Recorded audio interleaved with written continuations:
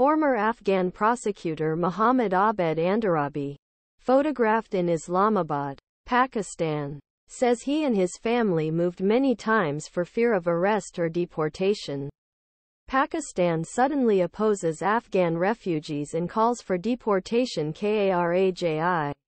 Pakistan. There hasn't been a day in the past 2 years when Mohammed Abed Andarabi felt at ease.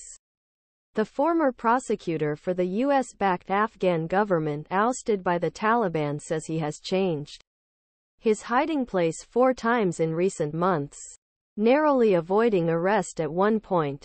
Andarabi is on run not from the Taliban, whose fighters he once helped put behind bars, but from police in Pakistan, where he took refuge almost 2 years ago. His visa has expired, and he fears that he, his wife and 5 children will be jailed or even sent back to Kabul amid an escalating crackdown on Afghan refugees in Pakistan, after Pakistan's caretaker government abruptly agreed last week deport 1.7 million Afghans estimated to be living in the country illegally. The Ministry of Home Affairs on Tuesday gave them 28-day window leave voluntarily and issued a he promised reward. Information about their whereabouts will be given starting in November.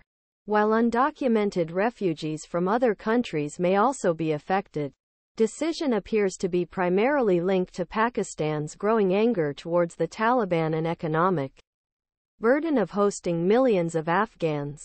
This will be one of the largest deportation attempts in Pakistan's history. Abbas Khan, Pakistan's chief commissioner for Afghan refugees, said in an interview that the government would prioritize the deportation of criminals and try to avoid blind action. But critics of the exiled Taliban fear they too will succumb to repression. The UN Refugee Agency on Monday called on the Pakistani government to prevent the deportation of Afghan refugees fleeing persecution. More than 2 million Afghans may have been living in Pakistan when the Taliban seized power 2 years ago. Many had fled war and hardship years ago. The Taliban takeover led to a new influx of more than 600,000 refugees into Pakistan. According to government statistics, Pakistani officials say few countries would accept so many people or show goodwill for so long. Most refugees settled in the southern city Karachi, which was once known as City Lights but is now struggling to keep its lights on as inflation and increased electricity demand put a strain on a population more than 20 million people. Last year, Pakistan's leadership, largely left alone under former Prime Minister Imran Khan in arguing that the world should give the Taliban a chance, began to embrace a very different message.